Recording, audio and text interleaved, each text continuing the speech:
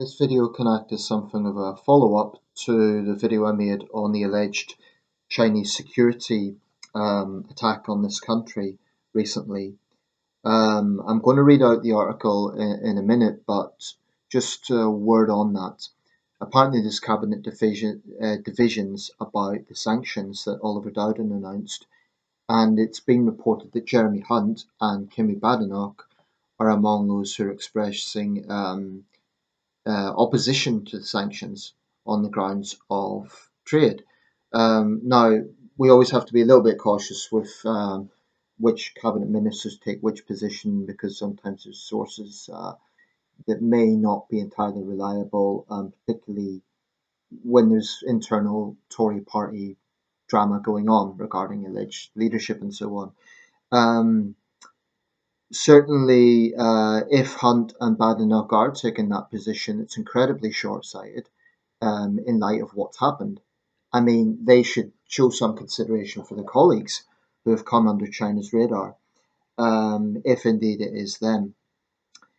I'm going to read out this report now from Poppy Wood. This is from the Saturday Eye, the 30th of March 2024. And it's well written, and that's the piece that I'm going to be reading out. So, picture there of Xi Jinping. The report is by Poppy Wood. Bear with me, it is a little bit lengthy, but I think it's important to give the whole context here. Leading British universities have been accused of allowing Chinese interference after hosting meetings with the Chinese ambassador, in which he told students to uphold the teachings of President Xi Jinping and serve the motherland, I can reveal. China's ambassador to the UK, Zheng Zhiguang, who was summoned to the Foreign Office on Monday to explain alleged wide-scale infiltration by the Chinese state, was hosted by the universities of York, Birmingham and Leeds during a tour of British campuses last summer. None of the universities appear to have shared any details of the events on their official websites or social media in Britain, but they posted effusive reports of the meetings on their Chinese social media pages and allowed Chinese state media to film the events, I can reveal, which of course will play well on the Chinese side, my words, because it shows the influence they can claim that they have on the West. The news comes despite Oliver Dowden, the Deputy Prime Minister, stating on Monday that the government had made efforts to protect British universities from influence by the Chinese Communist Party. Arif Ahmed, the government's free speech czar, also announced on Tuesday that universities in England could be told to axe arrangements with foreign countries such as China if free speech and academic freedom is undermined. But I can disclose that during the visits to the universities of York and Birmingham last summer, the Chinese ambassador met Chinese students and called on them to serve China and to keep in mind President Xi's teachings. So he definitely needed to explain himself on that. Sir Ian Duncan-Smith, the former Tory leader and the leading China hawk, said they rolled out the red carpet for him and he was able to come and essentially lecture Chinese students. The University of York, which has about 3,000 Chinese students, shared an account of the visit by the Chinese ambassador last July to prospective students from Beijing. Writing in Mandarin on its official admissions page on WeChat, one of China's most popular social media apps, the university said that the Vice-Chancellor Charlie Jeffrey welcomed Ambassador Zheng Zhiguang Inset and his delegation and looked forward to accepting more students from China. It had added that during the visit, Ambassador Zheng also visited Chinese students studying at the University of York and encouraged everyone to keep in mind General Secretary Xi Jinping's earnest teachings, adhere to patriotism and serving the country. I'll continue this in a minute, but what that can translate as basically goading them to harass fellow students who might be CCP critics. It's a very important point, and I'll come back to it. The same photographs, quotations, and details of the meeting are posted verbatim on the Chinese ambassador's page on the Chinese government website, but are not available on the University of York's UK social media. So, why not? Are they trying to hide this? Do they know it's a liability? The university has publicised details of meetings with other foreign delegations on its official UK website. A spokesman for the university said the university hosts visits from international dignitaries on a regular basis, as you would expect from an institution which has research and teaching collaborations in 51 countries and students from 150 countries. MPs and peers on Parliament's Intelligence and Security Committee report last year that China had sought to monitor and control Chinese students' behaviour through a network more than 90 Chinese students and scholars associations in the UK universities, partly funded by the Chinese embassy. Birmingham University also hosted the Chinese ambassador last summer, where he was allowed to meet some of the 7,000 Chinese students enrolled there. Details of this meeting were published on the WeChat page of the University of Birmingham's Chinese Students and Scholars Association. According to an account of the visit by the Chinese government's website, Mr. Zhang told Chinese students that they should keep in mind President Xi Jinping's guidance and carry forward the glorious tradition of serving the motherland. No respect for respecting the country that they're in. No word of that. A spokesman for Birmingham University insisted that it remained committed to freedom of speech within the law and actively encourages discussion, debate, and sharing of a range of views. Some of our Chinese students contacted the Chinese embassy directly to request an opportunity to meet the ambassador, they added. Leeds University also hosted Mr. Zhang last summer when he met the then Vice Chancellor, Professor Simon Butinjik, that's Buitenbijk, and Chinese students enrolled there. No details of the visit appear to have been shared by the university, but the Chinese ambassador published an account of the meeting of the Chinese government website on the Chinese government website, and Chinese state media were welcome to the event. A video published on China News Service's website showed Mr. Zhang telling Chinese students to make contributions to the motherland. Details of the event were also published on the WeChat page of the University of Leeds Chinese Students and Scholars Association, which featured a video addressed to Chinese students at the university by the Consul General Tang Rui, a Chinese Communist Party official. Speaking to students and parents, Mr. Rui said, "When studying abroad, I hope that you will continue to care about the motherland and shoulder your responsibilities and vigorously carry forward the glorious tradition of studying abroad to serve the country." The University of Leeds declined to comment. A spokesman for the government said, "We recognise concerns about overseas interference in our universities. We will continue to take steps to significantly strengthen the UK's protection from overseas interference." The Chinese ambassador was approached for comment. So this is something I've been talking about for years. I am convinced that China sees this as a sort of soft power strategy. It looks at our universities as a soft, basically. This week, Rishi Sunak has told a committee that the UK is more robust than allies in taking on the China threats. I don't believe it. I think that he has been complacent. Rishi Sunak, during his leadership campaign, said that he would ban Confucius Institutes. He hasn't done that. He has withdrawn government support for them, but stopped short of outright banning them, which many other Western countries have. Um, and I also am not convinced that our universities take this seriously. I think they're putting Chinese money before national security. And I frankly think that if not the universities as a whole, the departments involved should be threatened with funding cuts from the Department of Education if they do not prove that they're doing more to take this seriously.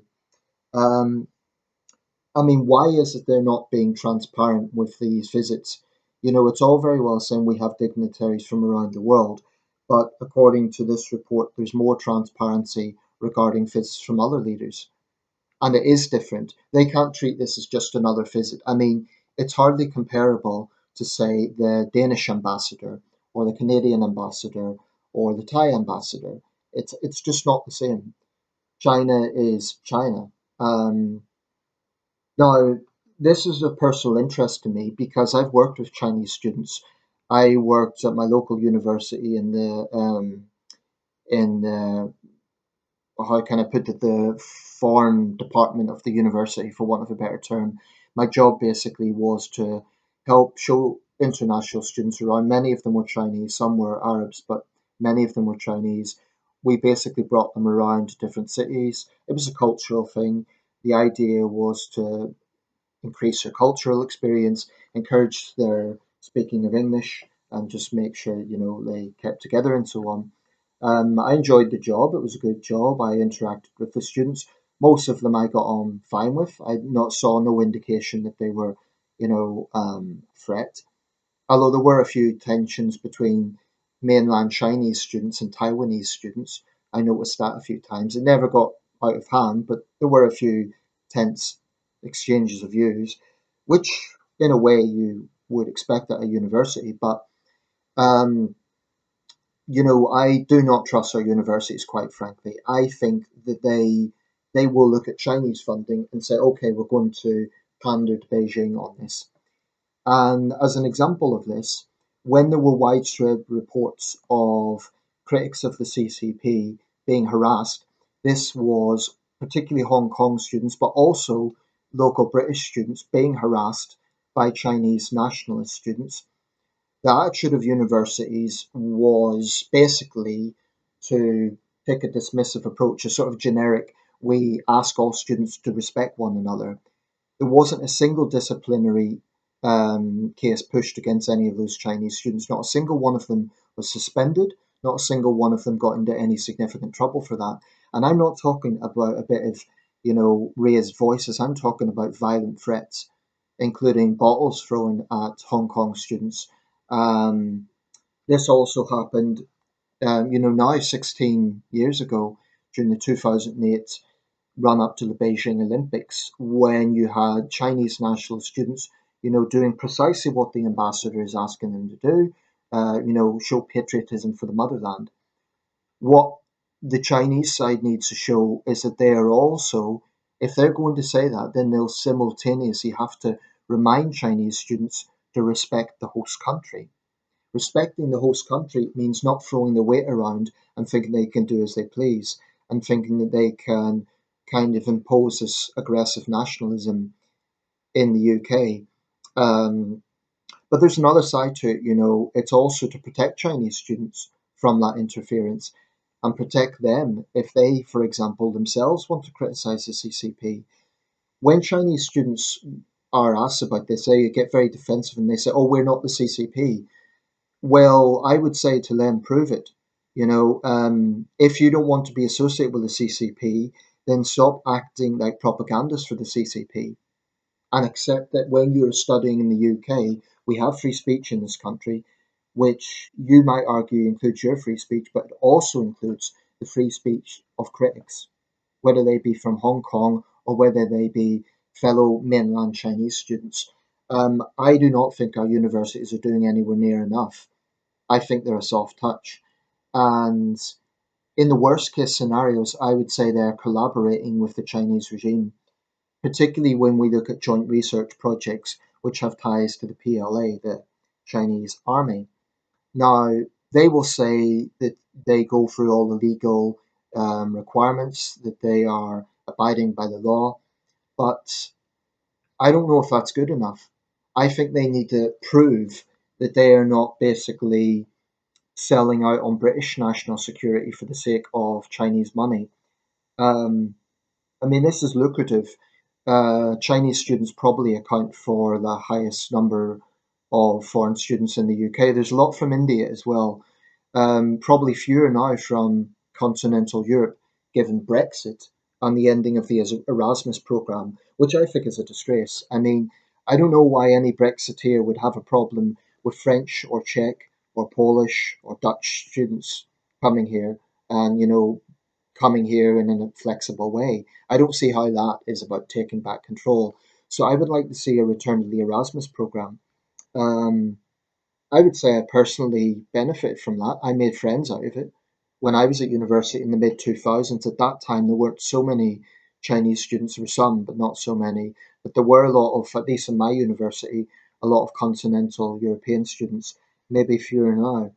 Um, Now, of course, we have world class universities, so world class in terms of the reputation, in terms of research. So I want to be very, very clear here. I'm not saying that we should stigmatize all Chinese students.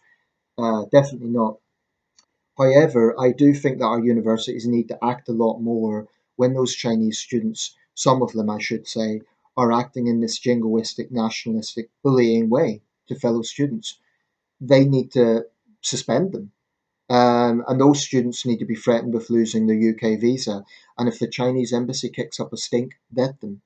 They need to be reminded that they are guests in this country. And I think I mentioned this in a previous video. This is precisely the sort of thing that naive people would say, oh, you can't say that, it's xenophobic, it's racist. Um, but in the end of the day, I honestly think the Chinese state is seeing this as a soft touch. And it is unacceptable that you have Chinese students on British campuses throwing the weight around. It's not just in the UK, it's happened in Canada, Australia, the United States.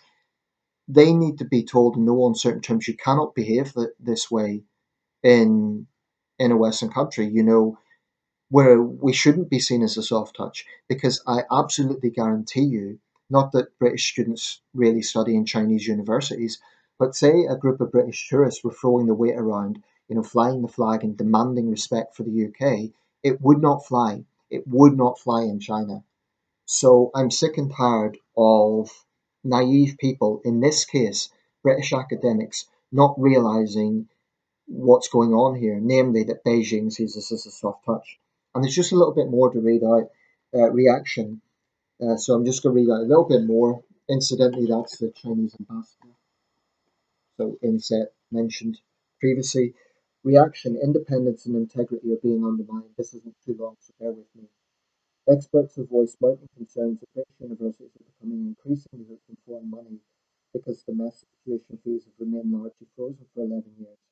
Chinese students make up the largest overseas contingent of students in the UK. Okay, I was right about that. With more than 120,000 currently enrolled, more than the numbers across the rest of Europe combined. Before I continue this, yeah, it's very lucrative. But President Xi Jinping's regime has been accused of ordering a brutal crackdown on Chinese dissidents abroad, the so-called black jails that are operating in London and elsewhere. With fears growing that the Chinese Communist Party is now monitoring students at British universities. A report by Parliament's Intelligence and Security Committee, ISC, in July raised concerns about Chinese influence in UK higher education.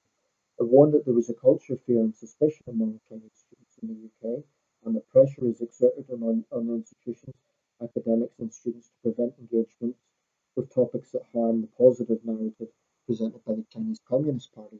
Professor Steve Song, PZANG, director of the China Institute at SOAS University of London, who gave extensive evidence to the ISC, said the latest revelations about the Chinese ambassador appeared to undermine students' academic freedom. The crux of the matter is how senior university authorities choose to play along with top Chinese diplomats, imposing political duties of a foreign government on our students and our campuses, he told I. We treat students from everywhere the same, which means that we have a duty of care to our foreign students as we do to home students. If any identifiable group of our students are being put under pressure by a foreign government on our campus, we should take appropriate actions to make sure the same cannot happen again. Professor Song added that British universities appearing to bow to political pressure from foreign diplomats were not performing their duties to uphold academic independence and integrity properly. Just a personal point here, when I was doing my journalism course, I actually interviewed a student from the University of Leeds. Now, this young man was so scared that he was even scared to show his image in our interview. We'd done it on Skype, but I could tell in his voice that he'd been threatened by Chinese nationalists. We need to resist these politically correct fools who talk about so-called racism and really, really push back on this. I am not for a second saying we should just cut off, like not let Chinese students come here. I wouldn't propose that because it would be unfair to engage in collective punishment. Many of these students, they just want to get on with their studies, experience life in the UK.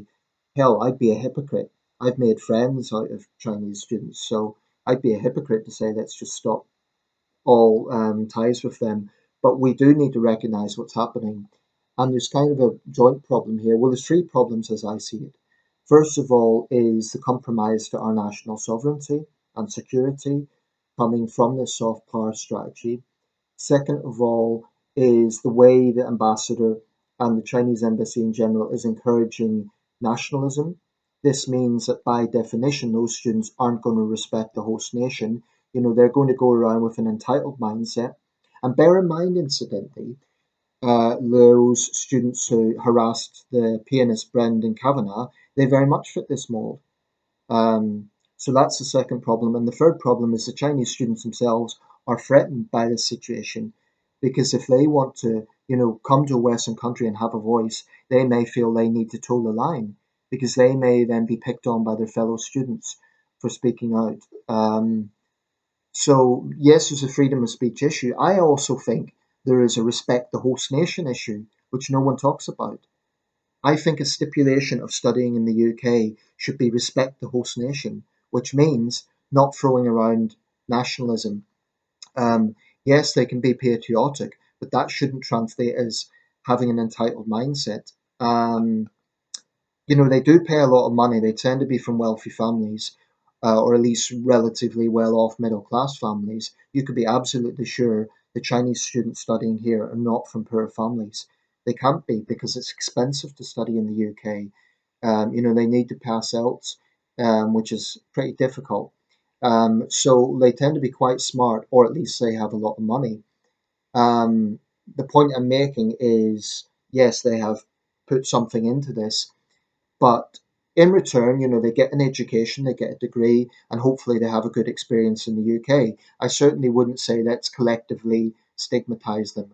But I think one thing that is missing here is an insistence that they respect the host nation. And to me, if someone's waving around their national flag and demanding special treatment, as those three were with Brendan Kavanagh, and there's been many other examples, and using the race card or demanding special treatment, then that just echoes what the ambassador is doing. This toxic influence of saying, respect the motherland. You would absolutely not get the French ambassador or the Czech ambassador or even the American ambassador telling American or French or Czech students, wave the flag for the motherland. It just wouldn't be that mindset. So certainly not to the same extent. So incidentally, the reason this isn't a thing with Russian students is there's a lot less of them.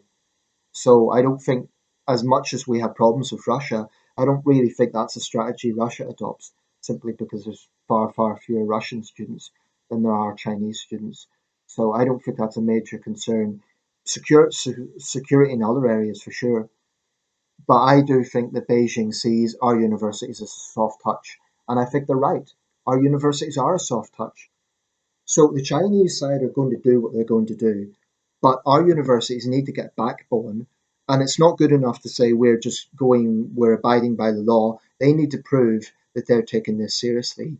They need to act against malevolent influences. They need to be more transparent.